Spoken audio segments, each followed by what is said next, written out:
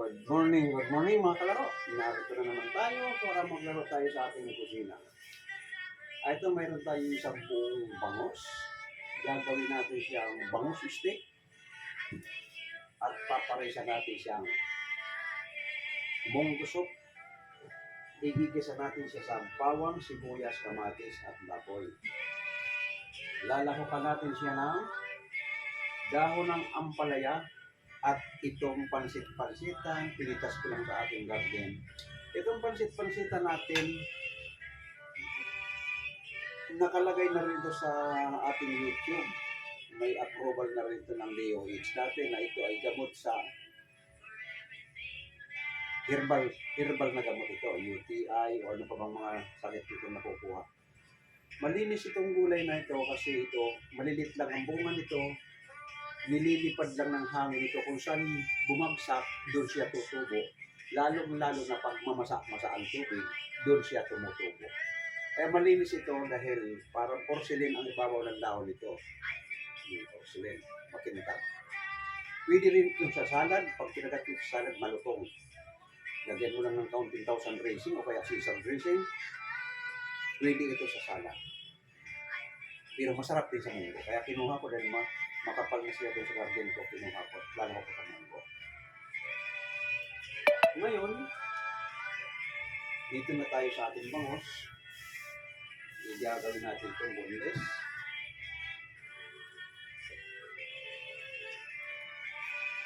Pag boneless natin ang bangus, natanggal ko ng buto pa ganito, natanggal ko ng buto. Pag iniwan ito, natanggal ko lang buto ito. Ngayon sa bangus steak, gagawin mo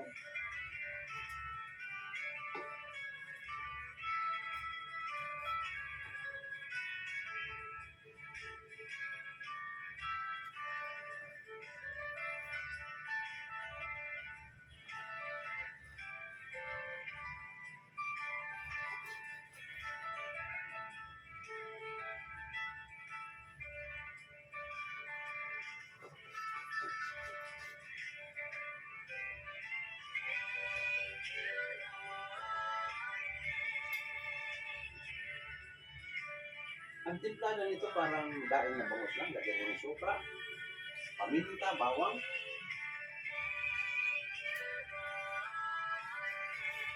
Ayan. Lagyan mo ng onion rings sa hiwa pag na-plato mo na. Ayan.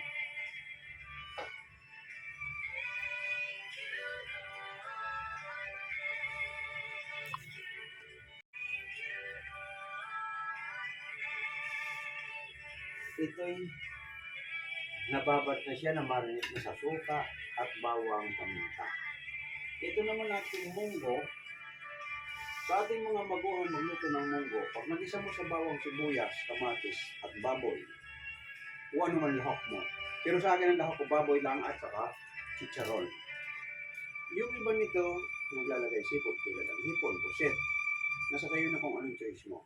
Sa akin, dalawang klase lang ang lahok ko ngayon. Pero higit sa lahat, yung mga nagluluto ng munggo na hindi pa masyado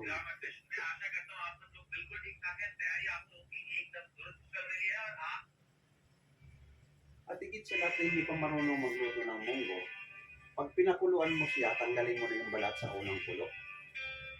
Kunin mo na yung strainer para matira laman, tanggal mo yung balat. Kaya pag niluto mo ng munggo, mayroon dalawang klaseng munggo, may malapot, mayroon hindi malapot. Pero ito medyo malapot ito. Ngayon, kung gusto mong masarap at medyo talaga creamy ang munggo mo, lahukan mo siya ng gabi. Ito yung gabing pansigam. Pwede mong i-slice ko na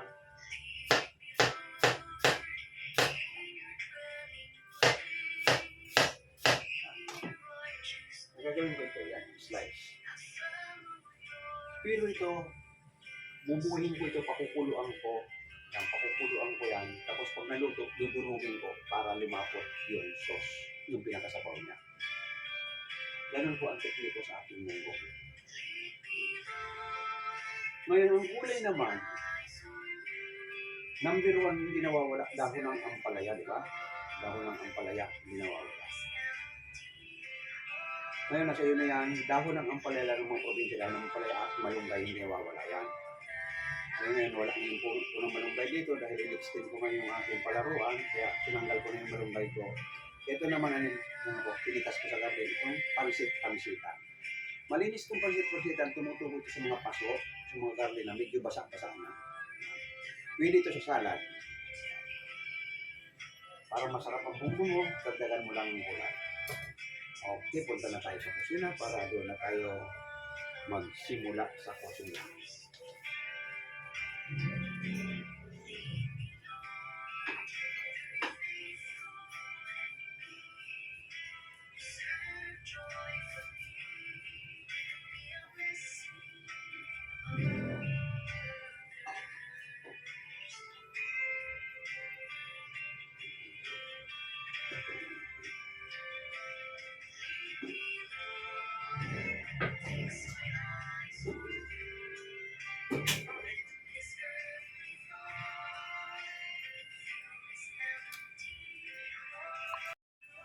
Ito, narito na tayo sa ating kusina.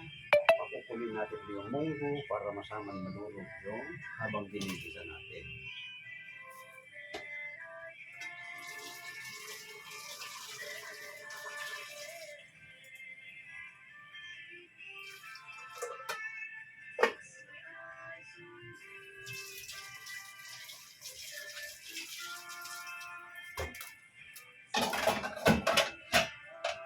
Ginigisa naman natin ngayon dito ang munggo.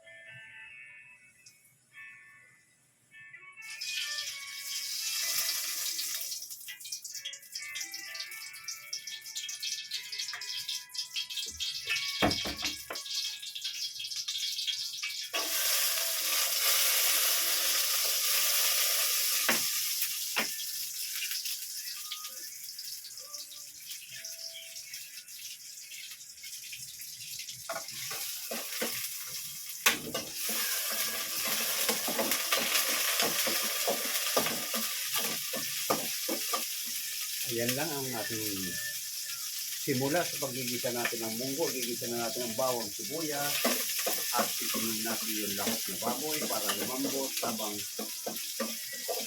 pinakakulan din natin ang munggo.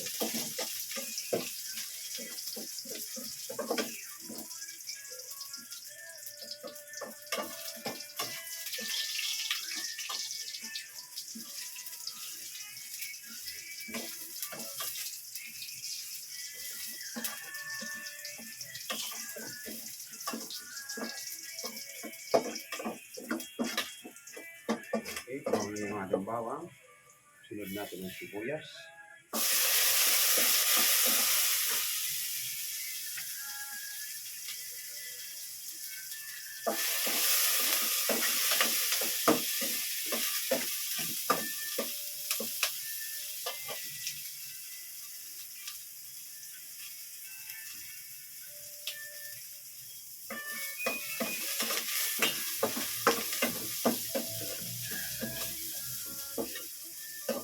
Okay, brown na yung sibuyas, sunod natin ang kamatis.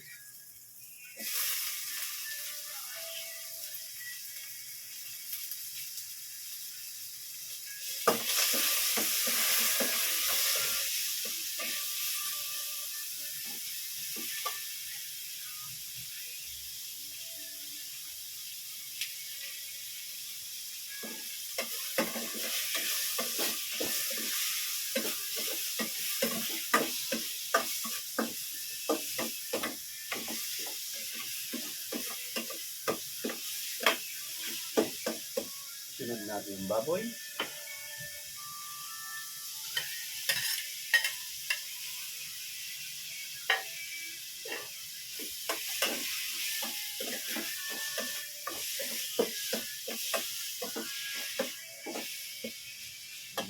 pambitin. Paminta.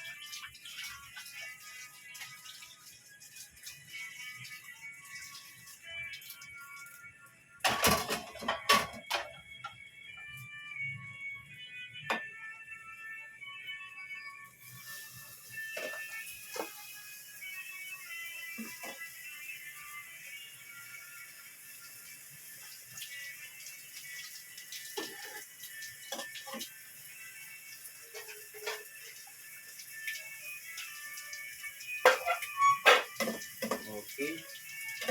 Habang ginigisa mo ito, ilalagay mo na ngayon ang munggo para lumambot yung baboy.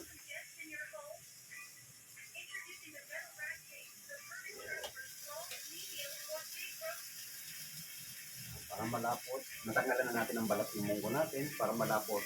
Igigisa mo ngayon na hindi mo muna isasama yung sabaw.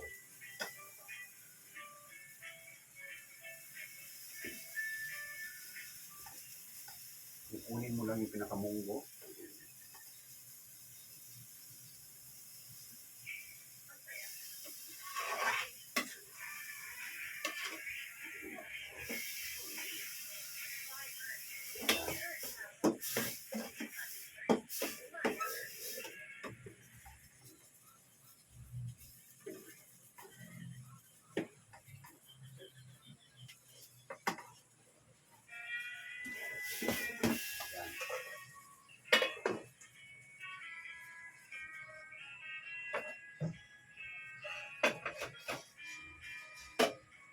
Itintas natin siya ito.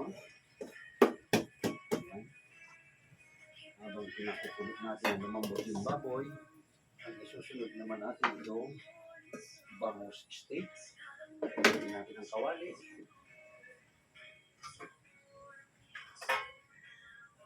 Habang pinapainit natin ang kawali,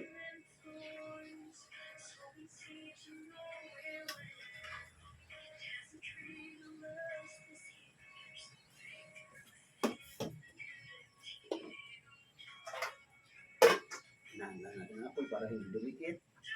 Pangit ang munggong sunog. Kailangan pag manipis ang kasirola mong paglulutuan, iingatan mong hindi masunog. Pangit ang sabaw ng munggo pag nasunog.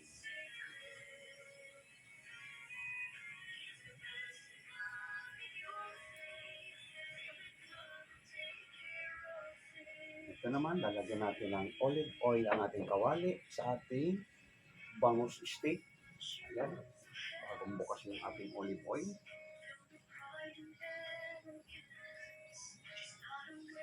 Ayan.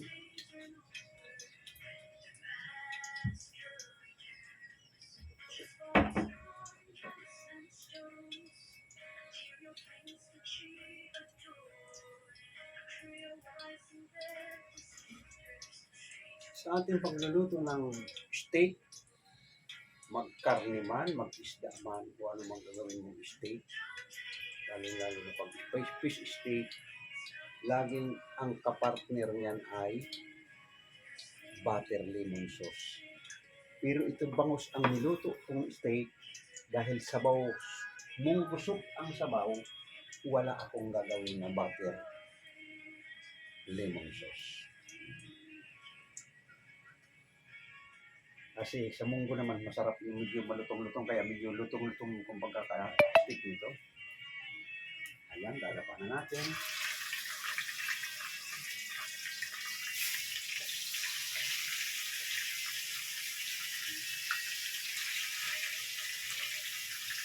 Ayan. Lalapan na natin yung bangus natin sa kawali. Mamaya tatagpig ang mantika niyan. Kailangan nilagyan siya.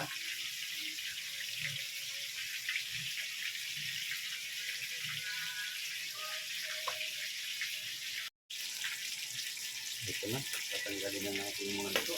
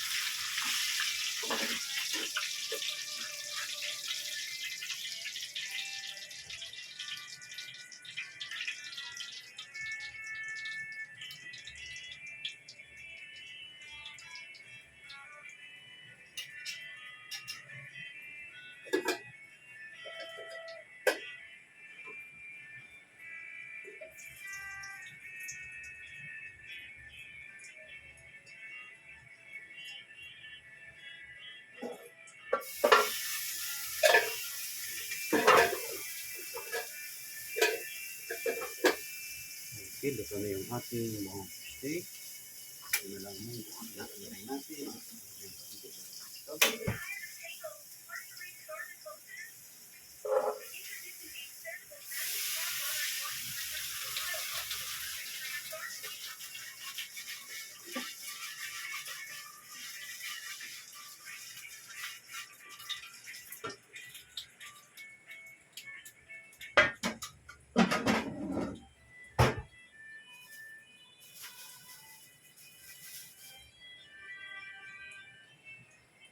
Ito, pwede natin ilagay yung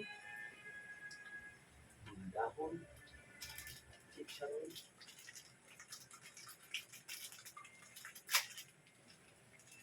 Sana hindi ito maanta. Kasi pag maanta, pangit.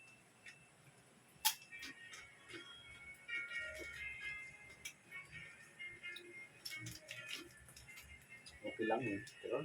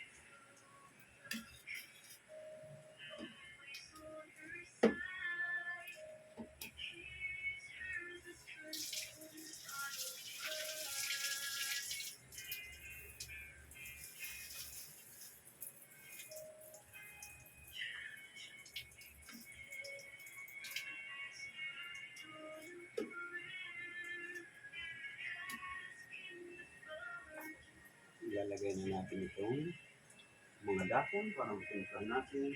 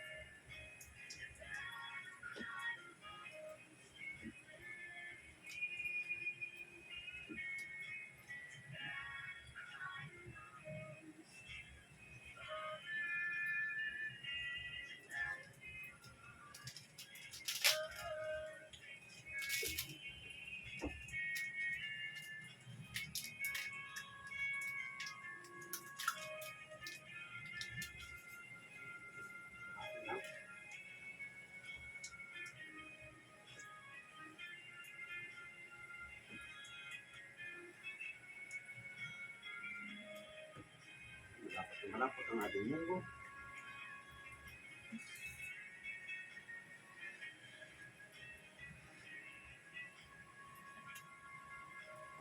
Wow, number 1.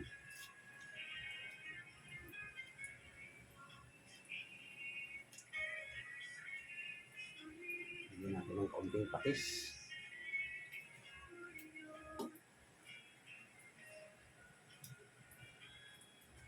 Ang sarap ng tempeh buko.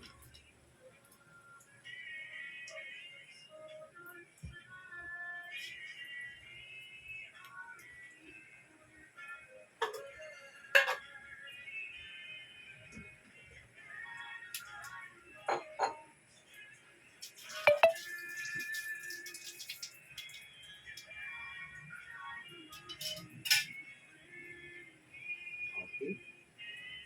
Lagyan na natin ang soup.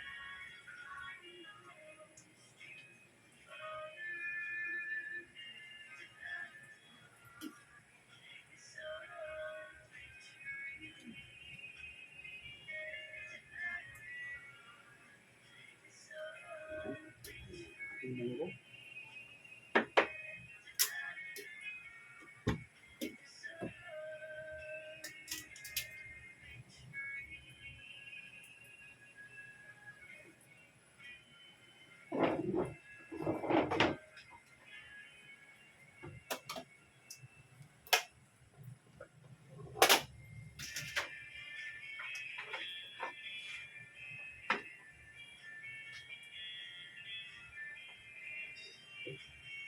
Dadalhin na natin sa dining ang ating munggo na tapos na maluto.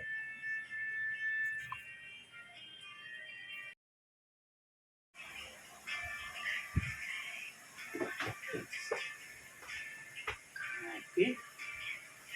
Narito na yung ating finished product ng ating daing boneless bangus steak. Ito, boneless bangus steak. Idadaing mo muna yan bago tanggalan mo ng tinik para maging boneless. Ayan. Masarap nito, bandan siya.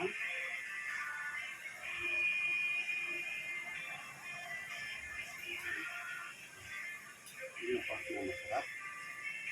At yung gusto,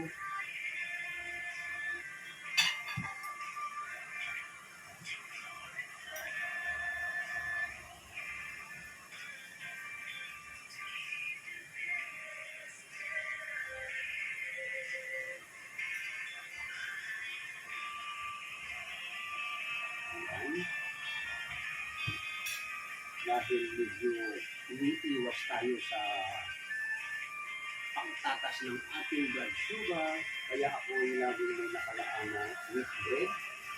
Ako yung nagtitinapay sa araw-araw ng 2 kainan. Kung ako'y kumain ng rice sa umaga, tanghali, gabi wala na. Pero lalang ko ang rice ko at ng tanghali. Bread mo lang sa umaga. Bread muna para medyo maiwasan natin ang pagtatas ng ating pagkakaida sa tayo, maiwasan muna ang ating pagtatas ng blood sugar.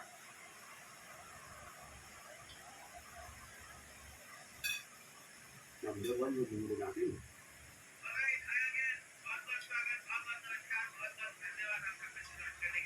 Yung bangus steak natin, maganda yung black fat ng bangus, masarap ito. Malinam yan ang bangus natin. Ayan.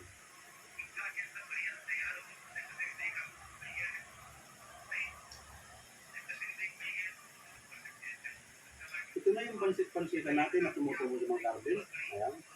Hindi na-overcook na nga. Dapat isang kulo lang nangalin mo agad para malutong. Dagdag gulay na at gamot pa. Herbal.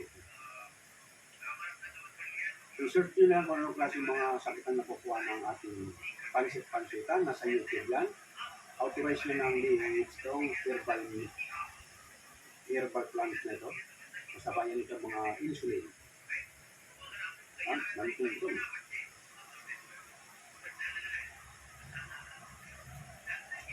Pag kayo nagulay yan, o kaya kayo nagsalat, ang iba lang ang lasa niyan ang bunga.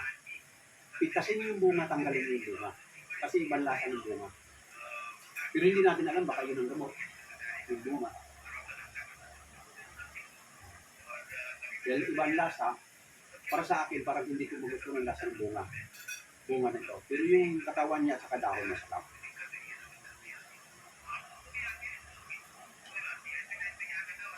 Yung chicharon naman, pag naglagay ko sa munggo, pipiliin mo yung hindi maanta. Dahil pag maanta, ang pangit na luluto.